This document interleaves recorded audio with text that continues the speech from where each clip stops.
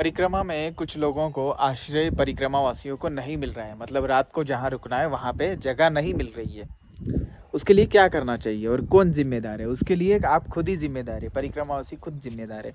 वो इसलिए हो रहा है, कुछ लोग लगभग 30-40 ऐसे इकट्ठा इकट्ठा चल रहे हैं, 10-10 लोग इकट्ठा इकट्ठा चल रहे हैं। तो उसको इकट्ठा नहीं चलना है, 1 से 2 बहुत है और आगे जाते रहिए।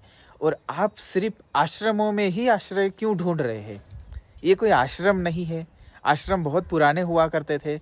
वो अन्य क्षेत्र है, अन्य क्षेत्र में आश्रय का आप कैसे सोच सकते हो?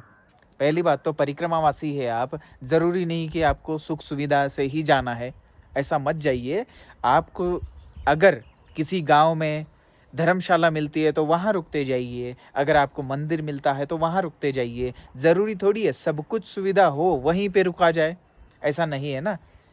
कहीं ओटला दिखता है पेड़ों का तो वहाँ पे रुक जाइए, वहाँ पे भी रुका जा सकता है ना। बस पानी की सुविधा होनी चाहिए।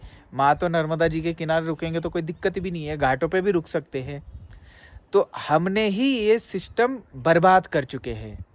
आश्रम बनाओ और बनाते जाओ। ऐसे कितने आश्रम बनाएंगे? जितने परिक्रमावासी आएंगे उतने आश्रम ही बनते जाएंगे। फिर ये तो बहुत ज़्यादा दिक्कत हो जाएगी ना।